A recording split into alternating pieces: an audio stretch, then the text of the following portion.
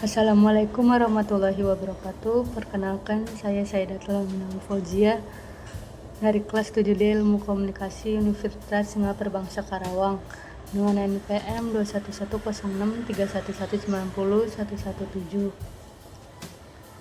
Pada hari ini saya akan memberikan rangkuman dari buku karya Dr. Muhammad Hidayat MIKOM dengan judul Komunikasi Bencana Perspektif Pembangunan Berkelanjutan, yang merupakan tugas dari Bapak Ema selaku dosen komunikasi kebencanaan.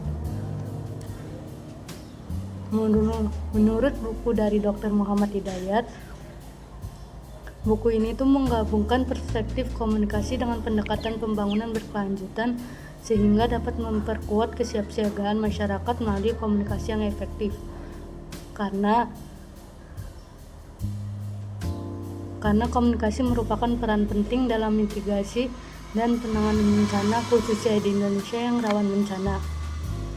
Dalam buku karya Dr. Hidayat juga membahas dua pendekatan komunikasi, yaitu manajemen bencana dengan komunikasi media massa dan komunikasi tradisional. Komunikasi media massa berfungsi sebagai sarana edukasi yang menyebarluaskan informasi penting mengenai tindakan sebelum, selama, atau setelah terjadinya bencana. Nah, komunikasi tradisional ini digunakan untuk membangun kesiapsiagaan lokal atau masyarakat dan mendorong partisipasi aktif dari masyarakat yang terkena bencana itu. Selain dari dua teori tadi, buku ini juga menyertakan kasus khusus nyata dan hasil penelitian lapangan yang menunjukkan betapa komunikasi berperan sebagai penghubung antara teori dan pengalaman langsung dalam upaya pengurangan resiko dan bencana.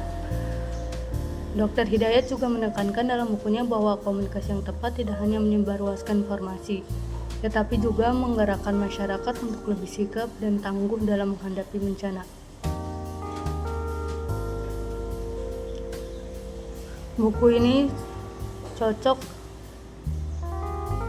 bagi masyarakat maupun bagi akademisi yang ingin memahami strategi komunikasi dalam konteks kebencanaan dan peran pentingnya dalam membangun ketangguhan bersama.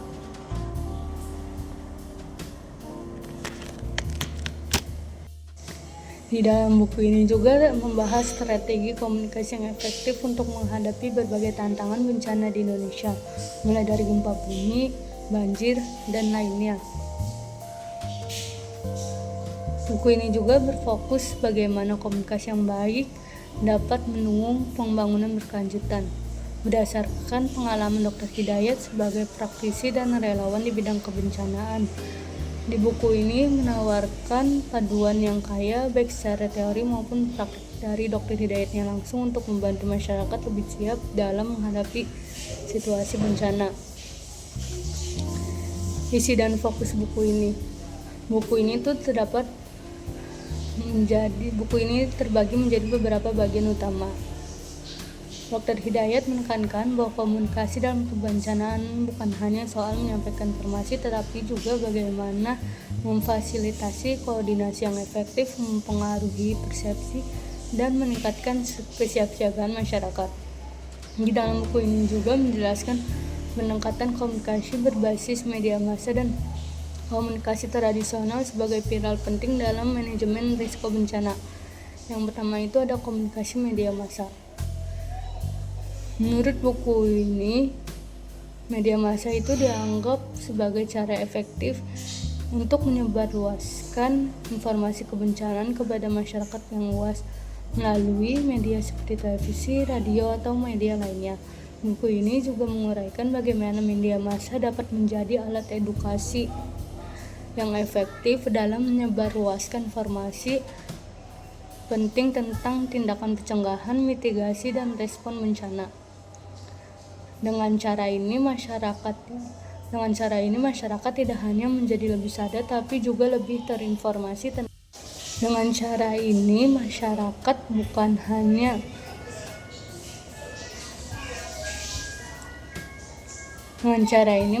itu bukan hanya lebih sadar, tapi juga lebih terinformasi tentang langkah-langkah yang harus dilakukannya saat krisis, misalnya saat terjadi gempa.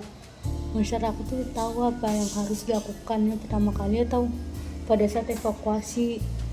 Masyarakat tahu bagaimana cara melindungi dirinya agar meminimalisir efek yang terjadi saat bencana.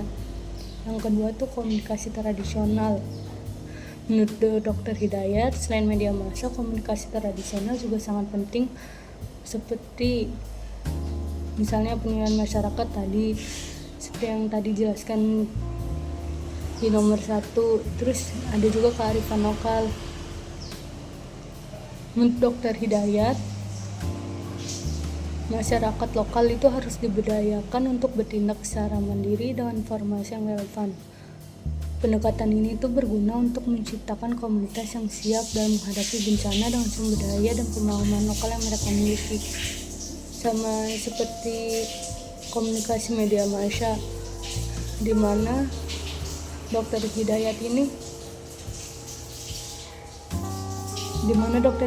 ini menginginkan bukan hanya media massa sebagai alat penyebar informasi, namun sebagai cara untuk masyarakat mengetahui apa yang harus dia lakukannya.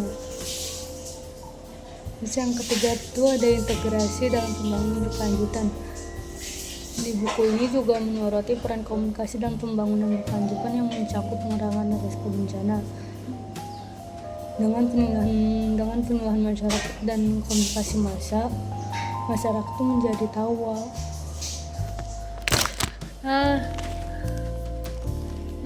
menjadi tahu apa yang harus dilakukannya, jadi mengurangi resiko saat bencana. Terus di dalam buku ini juga ada kasus nyata yang dialami Dr. Hidayat selama menjadi relawan dalam penelitian untuk buku ini. Misalnya itu ia pernah mengilustrasikan bagaimana peran media dalam menyampaikan peringatan dini bisa menjadi perbedaan antara keselamatan dan risiko saat bencana. Di mana kasus ini juga menunjukkan bahwa tantangan yang dihadapi dalam praktik komunikasi bencana seperti kebutuhan akan bahasa dapat dipahami oleh semua kalangan dan tantangan menjaga wilayah terpencil. Misalnya di Bandung terjadi gempa, terus masyarakatnya terbiasa menggunakan bahasa Sunda.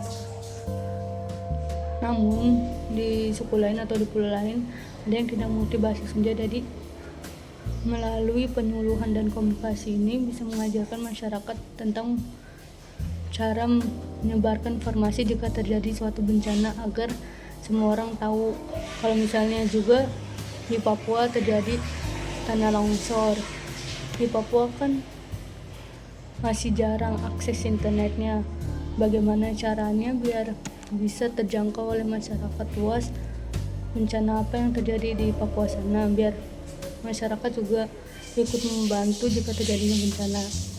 Terus secara kesimpulan juga Dr. Muhammad Hidayat, menurut Dr. Muhammad Hidayat, komunikasi menjadi pedoman penting dan fondasi dalam mitigasi risiko bencana. Dalam buku ini juga mengajarkan pentingnya kolaborasi antar pemerintah, media, dan masyarakat untuk menciptakan lingkungan yang lebih aman dan tangguh. Sekian dari saya untuk rangkuman dari buku Dr. Muhammad Hidayat. Kurang lebihnya terima kasih.